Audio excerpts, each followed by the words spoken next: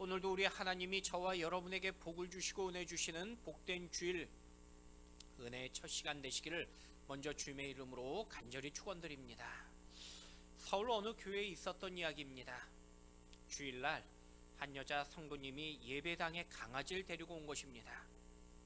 이를 보고 안내위원들이 막았습니다. 그런데 이 여자분은 강아지와 잠시도 떨어질 수 없기 때문에 꼭 강아지를 끌고 예배당에 들어가서 함께 예배드리고 싶다는 것입니다.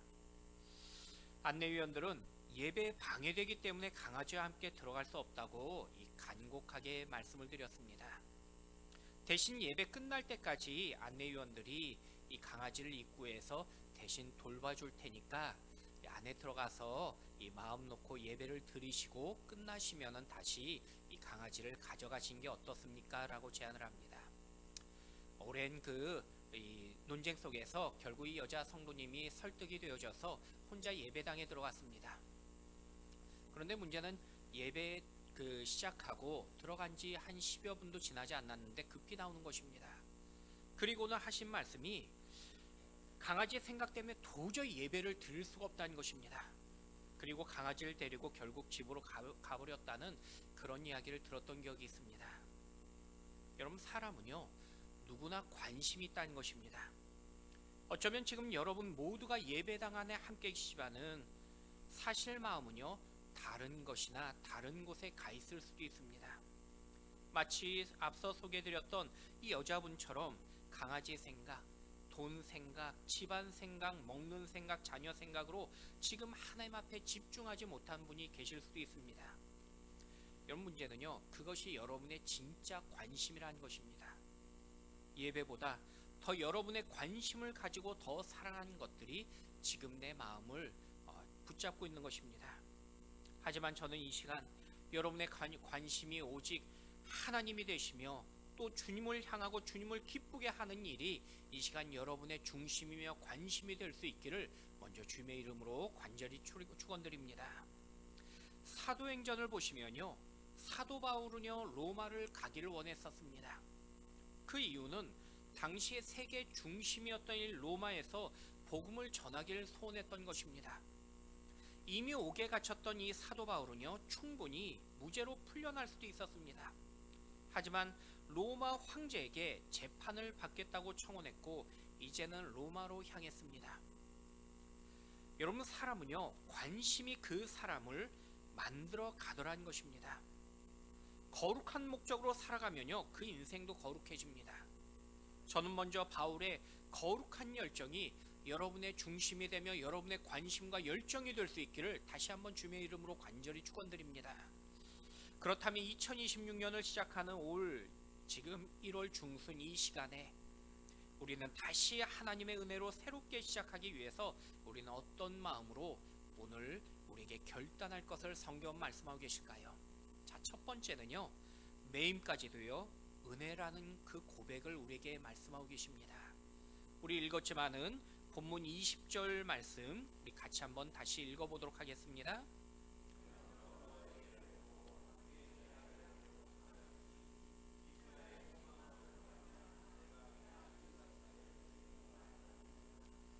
예루살렘에 갇혔던 바울에게 어느 날 주님이 찾아오십니다.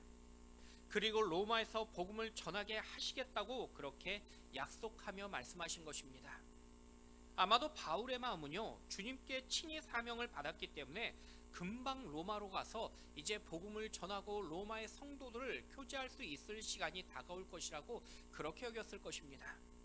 하지만 결박되었는데 오랜 시간이 되었고요 심지어 오랫동안 재판을 받아야만 했습니다. 그런 어려운 결과 속에 로마로 향했던 것입니다. 로마에 오기까지도요 유라굴로라는 큰 광풍을 만나기도 했고요 또 배가 난파되어서 멜리데 섬에서 겨울을 나기도 했습니다. 이처럼 힘들고 어려운 여정이었습니다. 그럼에도 드디어 본문에 보니까 로마에 도착한 것입니다. 그런데 사도 바울이 로마에 도착했을 때 여전히 죄수의 매임에 묶여 있었던 것입니다. 이런 본문 16절의 다른 원문을 보니까요 백부장이 당시 황제 근위 대장에게 모든 죄수를 넘겼습니다. 그런데 황제의 근위대장은 사도 바울을 바로 풀어주지 않습니다. 대신에 가택에 연금시키고 심지어는 근위 병사를 지금 24시간 바울 곁에 상주시켰습니다. 누가 봐도요, 지금 바울의 몸은요 여전히 죄수의 상태였습니다. 그런데 죄수라기도 애매했던 것이 이 갇힌 집 안에서 누구도 만날 수 있는 그러한 또한 특혜를 누릴 수도 있었습니다. 하지만 혼자 자유롭게 집을 나갈 수도 없었고 또 혼자 길을 거닐 수도 없었습니다. 항상 로마 근위병사와 함께 움직여야 했기 때문입니다. 어쩌면 이것은요, 죄인도 아니고 자유인도 아닌 어정쩡한 상황처럼 보였습니다. 지금의 매임은요, 사도 바울 입장에서 충분히 불편했던 그런 상황이었습니다. 지금껏 힘들게 찾아왔던 이 로마에서 이제부터 당장 밖으로 달려나가 많은 이들에게 복음을 증거하며 또 마음껏 복음을 전할 수 있는 그런 그 마음의 기대를 가지고 있었을 것입니다. 더욱이 바울의 마음이 급했던 이유는요, 지금 로마 교인들과 이미 3년 전부터 이 만남을 계속 약속해 왔기 때문이었습니다. 로마 교회는요, 특별히 바울의 직접적인 복음이 아니라 간접적인 복음을 통해서 이 믿는 자들이 모였던 교회였습니다. 그래서 바울은 너무나 이들을 만나고 싶은 마음이 간절했던 것입니다. 무려 3년 전부터 로마의 성도들과 만남을 약속해 온 것입니다. 그런데 로마에 정작 도착했지만은 지금 현재의 상황은요, 가택연금이라는 똑같은 매임의 그 쇠사슬의 시간이었던 것입니다. 바울이 할 수 있는 일은 모두 가로막혔던 것처럼 충분히 생각하고 여길 수 있는 상황이었습니다. 하지만 바울은요, 우리의 생각과 달랐습니다.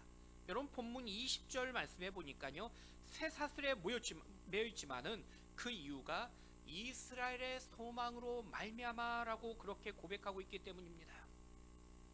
여러분, 지금 바울은요, 복음을 위해서 내가 매여 있다고 그렇게 고백하고 있는 것입니다. 바울은 내가 매인 것을 억울하게 여기거나 답답하게 여기며 그는 현실에 안주하며 포기하거나 절망하지 않았다는 것입니다. 오히려 복음을 위하여 잠시 내가 매였고 지금 내 매임은 그 쇠사슬의 매임이 아니라 예수 그리스도께 매여 있다라고 그렇게 고백하고 있는 것입니다. 그래서 사도 바울은요, 로마 감옥에서 이 빌립보 교회 편지를 보낼 때도요, 이처럼 고백했던 걸 보게 됩니다. 우리 빌립보서 1장 13절 말씀 같이 한번 읽어보도록 하겠습니다.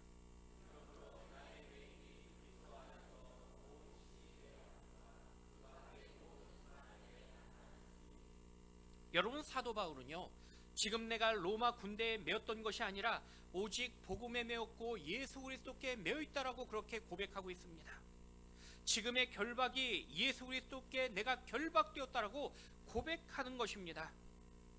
여러분, 사도 바울에게 지금의 결박이나 구속의 조건은요, 아무것도 문제가 되지 않았다는 것입니다. 하지만 우리 생각에 결박되면요, 복음도 전할 수 없고 매인과 감시로 인해서 내가 어떤 것도 할 수 없다라고 생각할 때가 많이 있습니다. 아니, 어쩌면 그것이 나의 현실이며 내 상황일 뿐이라고 그렇게 여기며 포기하기도 합니다.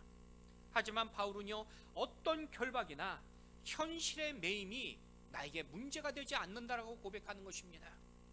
왜냐하면 지금의 매임과 결박조차도 쇠사슬이 아니라 오직 내가 예수 그리스도의 그 은혜 안에 있다라고 고백하고 있기 때문입니다. 그리고 그 매임이 바로 은혜라고 그렇게 고백하는 것입니다. 제가 예전에 청년부를 지도할 때요, 한 청년이 제 눈에 늘 놀고 있는 것처럼 보였던 것입니다. 한 번은 만나서 요즘 근황을 물어보니까요, 물으면서 제가 지금 시간이 많을 때 더 교회 와서 열심히 예배도 드리고 그 다음에 봉사도 열심히 하라라고 그렇게 이야기했습니다.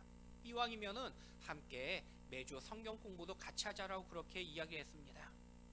그러자 청년은요, 저에게 지금 취업을 준비해야 하고요, 나중에 취업하면은 그때 내가 열심히 교회도 나올 것이고 그 다음에 성경 공부도 하고 봉사도 하겠다는 것입니다. 앞으로 취업하면은 제가 볼 때 시간이 없기 때문에 오히려 지금 시간이 있을 때 함께 하는 것이 더 쉬울 것이다 라고 제가 이야기했지만은 청년은 늘 취업 준비해야 한다고 교회도 나오다가 안 나오다가 하면서 청년부도 가끔만 출석하는 그런 모습이었습니다. 나중에 제가 연락하면요, 직장 그 취업 준비가 너무나 바쁘다는 것입니다. 그런데 진짜 은혜 가운데 취업했습니다. 아니나 다를까 취업하니까요, 가끔 나오던 한 달에 한 번 나오던 교회도 이제는 아예 보이지 않는 것입니다. 전화를 했더니 너무나 바빠가지고 적응하기 너무나 바쁘기 때문에 나중에 이 직장에 좀 적응하면은 그때부터 교회를 오겠다는 것입니다. 문제는 그 이후로 교회에서 본 적이 없습니다. 여러분, 우리는요, 지금 내가 무엇인가에 묶여서 매임으로 인하여 아무것도 할 수 없다라고 말할 때가 많이 있습니다. 지금은 마치 청년의 고백처럼 취업을 해야 되고 또 대학에 가야 되며, 지금은 실직해서 건강이 나빠서 예배 생활을 할 수 없다라고 우리는 말할 때가 있습니다. 아니, 교회 봉사도 내가 너무 바빠서 할 수 없다고 말할 때가 있습니다. 그래서 나중에 내가 지금 매인 이 묶인 것이 조금 풀리고 그리고 해결되면은 그때부터 열심히 해보겠다라고 이야기하는 것입니다. 하지만 대부분요, 지금 묶였던 것이 나중에 풀리고 그 해결되어져도요, 동일하게 하지 않는 것을 보게 되더라는 것입니다. 아니, 묶였던 것이 사라지면요, 이제는 기도조차도 하지 않더라는 것입니다. 그럼 우리가 솔직하게 힘들 때도 하지 않던 기도 생활, 예배 생활을요, 풀리고 해결된 다음에 더 열심히 하는 경우는 쉽지 않더라는 것입니다. 여러분, 오늘 바울은요, 여러분에게 매임 가운데 믿음으로 결단하라고 말씀하고 있는 것입니다. 내 생각에 지금 보이는 일에 멈추는 것이 아니라 오히려 믿음으로 그 너머를 바라보며 우리가 전진해야 된다라고 말씀하고 있는 것입니다. 여러분, 만약에 바울이 자유롭게 다녔고요, 로마 병사도 없었다면은 아마 바울은요, 곧 암살당했을 것입니다. 지난날 예루살렘에서부터 바울을 죽이기 위해서 먹지도 않고 마시지도 않겠다던 40명의 암살자들이 여전히 로마에까지 쫓아와서 존재했기 때문입니다. 그 상황에서 바울을 죽이려는 자들은요, 아마 로마에서 지금 복음을 전하는 그 바울을 언제든지 죽이려는 그 시도만을 지금 준비하고 있었을 것입니다. 하지만 하나님은요, 합력하여 선을 이루게 하시며 그 섭리 가운데 바울을 가장 안전하게, 그가 답답하며 심지어 매임이라고 여겼지만은 그 로마의 군인들이 지키도록 함으로 사실 바울을 보호하게 하시고 또 바울이 복음을 마음껏 전할 수 있는 그러한 하나님의 그 은혜에 그 섭리가 있었다는 것입니다. 그래서 바울이 그 은혜를 알았기 때문에 지금의 그 매임까지도 오직 믿음으로 바라볼 수 있었다는 것입니다. 여러분, 오늘 우리의 삶에요, 지금 어떤 결박과 매임이 여전히 있다면은 여러분, 그것은요, 나를 괴롭게 하시려는 하나님의 뜻이 아니라 오히려 은혜라는 생각으로 우리는 바꿀 수 있어야 한다는 것입니다. 주님은 오늘도 우리의 가장 아름다운 그 삶의 현장을 위해서 때로는 우리의 물질을 메워두게 하시기도 하고요, 또 때로는 우리의 건강을 묶어두시며 또 우리의 삶의 환경을 메어 두시게 하실 때가 있더라는 것입니다. 그러나 그 묶어두심이 은혜이며 메어 있음이 축복임을 우리는 믿음으로 고백할 수 있어야 하는 것입니다. 여러분, 오직 주님을 향한 굳건한 그 신뢰와 믿음으로 늘 기쁨과 은혜가 풍성하며 감사가 넘치는 저와 여러분의 귀한 은혜의 모습이 될 수 있기를 주님의 이름으로 간절히 축원드립니다. 두 번째는요, 또한 이런 매임에서도요, 믿음으로 더욱 충성해야 함을 우리에게 말씀하고 계십니다. 우리 23절 말씀 같이 한번 읽어보도록 하겠습니다.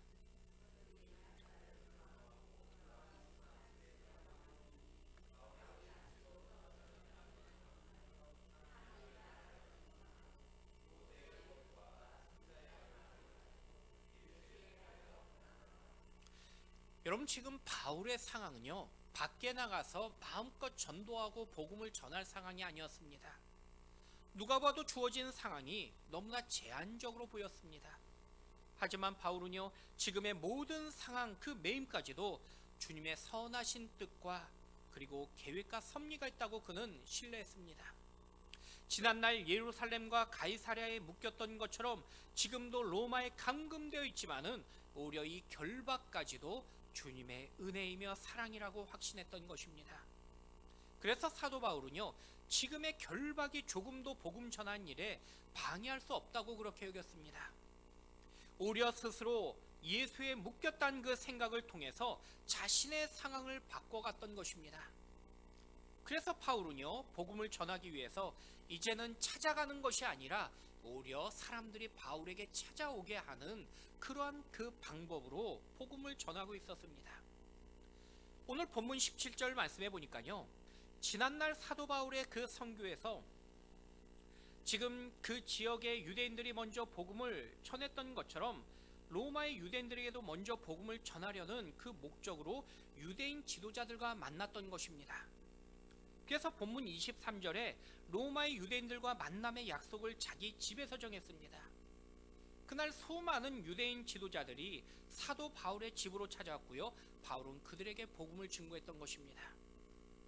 여러분, 우리는요, 환경과 조건 그리고 어떤 여건이 갖춰져야지 내가 어떤 일을 할 수 있다라고 그렇게 이야기합니다.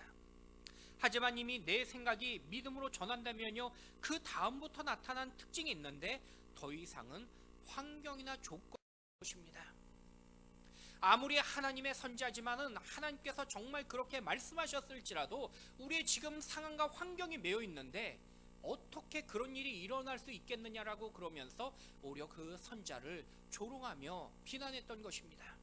이 문제는요, 엘리사가요, 그 장관을 향해서 뭐라고 이야기하냐면은 내가 내일 아침에 눈으로 이루어진 일을 반드시 보겠지만은 그러나 너는 그것을 누리지 못할 거라고 그렇게 저주합니다.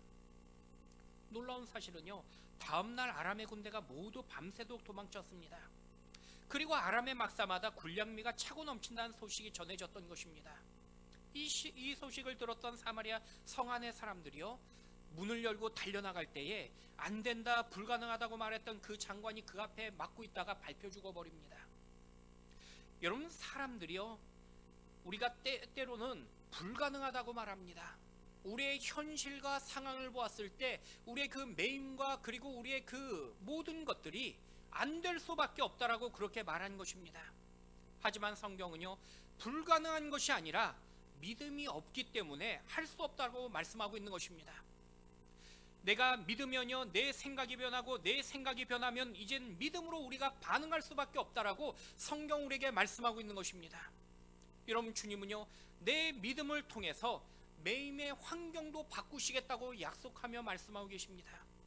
그래서 믿음의 사람에게 어떤 환경과 조건과 여건도 그리고 문제도 문제되지 않는 것입니다. 여러분, 우리에게 믿음이 있다고 고백한다면요, 우리의 환경과 조건에 매이는 인생이 아니라 그 환경을 넘어서는 하나님의 그 약속을 믿는 저와 여러분이 될 수 있길 축원드립니다.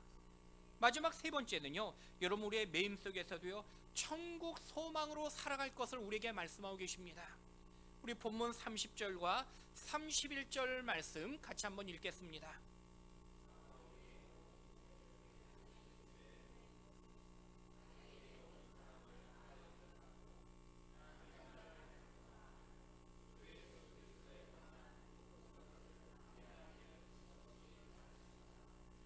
여러분, 우리가 성경을 보면요, 분명 사도 바울은요, 남다른 생각을 가졌던 사람이었습니다. 그 남다른 생각의 근원이 바로 믿음이라고 히브리서는 또한 우리에게 가르쳐주고 계십니다. 결국 주님 주시는 그 믿음의 남다른 생각이 자신의 결박과 매임에 바로 한계까지도 넘어서게 만든 것입니다. 그런데 사도 바울의 이처럼 남달랐던 그 믿음의 내용이 바로 하나님 나라에 대한 그 확신을 말씀하고 있는 것입니다.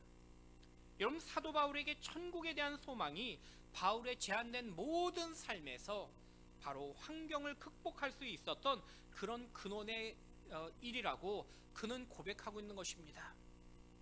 여러분, 이처럼 하나님 나라의 그 믿음을 가지면요, 우리는 어떤 문제도 더 이상 문제될 것이 없다는 것입니다. 우리가 속한 곳은 이 땅이 아니라 바로 저 영원한 하늘의 천국이기 때문입니다. 그래서 천국을 소망한 믿음을 가지면요, 그 삶의 자세와 태도가 달라질 수밖에 없는 것입니다. 여러분, 하나님 나라를 소망하는 인생은요, 그 삶의 모습이 다를 수밖에 없습니다. 하나님 나라를 본 사람들은 생각과 그 판단한 것도 심지어 그 소원하며 바란 것도 달라지게 되더라는 것입니다. 우리는 이 세상이 전부인 것처럼 여기며 많은 사람들이 살아가는 걸 보게 됩니다. 눈에 보이는 것이 세상이다 보니까 이 세상에서 먹고 누리고 소유하는 것이 전부라고 여길 때가 많이 있다는 것입니다. 하지만 하나님 나라가 우리에게 있다라고 말씀하십니다. 여러분, 진짜는요 하나님 나라라고 우리에게 말씀하고 계신 것입니다. 여러분, 오늘날 이 세상에 100세 시대라고 말하고 있지만요, 우리는 길어도 100년을 살지 못한 인생들일 뿐입니다. 하지만 하나님 나라는요 영원한 나라라고 우리에게 말씀하고 계십니다. 하나님 나라를 알게 되면은 하나님 나라를 위해서 살아가는 것이 조금 더 아까울 것이 없다라는 것입니다. 오늘 본문의 사도 바울도요 하나님 나라의 그 복음을 확신하며 살았던 인생이었습니다. 이 세상이 전부가 아니며 저 영원한 천국, 바로 하나님 나라가 있다라는 그 확신으로 그는 늘 살았기 때문에 매임이 문제가 되지 아니하며 그의 어떤 환경과 조건이 어디에 있을지라도 그에게는 조금도 문제가 되지 않았던 것입니다. 여러분, 예수 믿으면요 누구나 하나님 나라 백성이 될 수 있다는 것을 전한 것이 바로 복음이며, 또 주님이 기뻐하는 그러한 그 진리의 말씀이라고 우리에게 말씀하고 계십니다. 이것이 바로 복음의 핵심이기 때문입니다. 여러분, 예수님도요 이 땅에서 행하신 일이 바로 하나님 나라를 증거하셨다고 성경은 말씀하고 계십니다. 그래서 복음서마다 보시면요 주님은 하나님 나라가 가까웠으니 회개하고 복음을 받으라고 믿으라고 말씀하셨던 것입니다. 심지어 주님은요 우리에게 기도를 가르쳐 주시면서 나라가 임하옵시며 라고 우리에게 가르쳐 주셨습니다. 성경인 마지막 권 요한계시록에서도요 말세가 되면요 우리가 눈으로 보고 전부인 줄 알았지만은 이 세상이 한순간에 사라지며, 그리고 하나님 나라가 이 땅에 임할 것을 우리에게 말씀하고 계신 걸 보게 됩니다. 이처럼 영원한 하나님 나라를 발견하면요 내 안에 기쁨이 있고요 담대함이 생기더라는 것입니다. 하나님 나라를 확신하면은 이제는 이 세상의 삶이 어떤 삶이든지 결코 문제될 것이 없다라는 것입니다.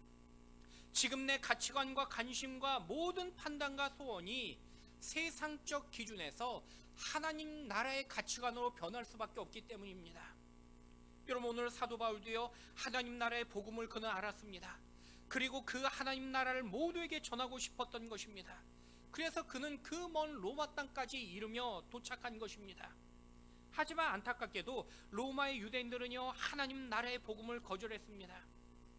그때 하나님의 계획이 이방인들을 먼저 하나님 나라로 부르셨다는 것을 바울은 깨닫게 된 것입니다. 그리고 이방인 선교의 역사가 완전히 이제 이루어지기 시작한 걸 보게 된 것입니다. 여러분, 오늘 이 시대를 보면요 이방인들에게 복음이 땅끝까지 복음이 전해지고 있는 이 시대의 역사를 보게 됩니다. 그리고 다시 복음이 유대인에게 돌아가고 있는 것을 또한 역사로 보게 된 것입니다. 바로 복음의 시작이었던 예루살렘에서 다시 이 한 바퀴를 돌아서 예루살렘인 땅끝까지 복음이 증거되어지며, 그리고 이제 하나님 나라의 그 완성을 통해서 바로 주님의 그 다시 오심을 우리에게 약속하며 말씀하고 있는 것입니다. 여러분, 오직 저 천국을 소망하시며 오늘 이 세상을 위하여 살아가는 인생이 아니라 저 영원한 하늘 천국을 소망하며 이 땅의 기쁨을 누리며 또 하나님 주신 그 은혜를 날마다 풍성히 누릴 수 있는 저와 여러분이 되시기를 다시 한번 주님의 이름으로 간절히 축원드립니다. 스코틀랜드 선교사였던 데이비드 리빙스턴은요 말년에 잠비아의 깊은 밀림 속에서 연락이 끊어지고 말았습니다. 1871년 헨리 스탠리라는 탐험가가 이 리빙스턴을 찾아가기 위해서 아프리카로 들어갔습니다. 1년 만에 밀림 속에서 병들어 앓고 있던 이 리빙스턴을 만나게 되었습니다. 이미 식료품과 의약품이 거의 떨어진 채 심한 열병으로 고통하고 있었습니다. 스탠리는요 이 리빙스턴 선교사님에게 이제 아프리카의 복음 사역을 위해서 무려 30년 동안이나 헌신했기 때문에 충분히 충성했으니 영국으로 돌아가자고 그렇게 제안을 하는 것입니다.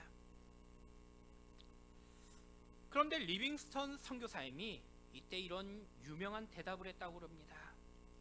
내가 아프리카에 선교 사역은 나의 선교 사역은 헌신이 아니었고 단지 하나님께서 내게 주셨던 큰 특권에 불과했다라고 그렇게 고백했던 것입니다. 그러면서 영국으로 돌아가길 거절하고 이 땅에서 끝까지 그 주어진 특권으로 나는 저 천국에 갈 때까지 이 땅에 머물겠다라고 그렇게 고백하며 그 땅에 머물렀습니다. 그리고 1년이 지났던 1873년 5월 1일 날 리빙스턴은요 침대 곁에서 무릎을 꿇고 두 손을 모아 기도한 채로 고요히 숨을 거두었다는 것을 보게 됩니다. 여러분, 리빙스턴은요 하나님 나라를 보았기 때문에 그는 이 땅의 모든 매임과 묶임을 불편히 여기지 않았다는 것입니다. 오직 하나님 앞에 충성할 수 있었던 것입니다. 여러분, 오늘 본문에 보시면요 사도행전 28장으로 오늘 사도행전이 끝나게 됩니다. 그런데 좀 독특한 건요 사도행전을 그 뒤를 마저 읽어보시면은 이 결말이 미완성처럼 끝난 걸 읽게 됩니다.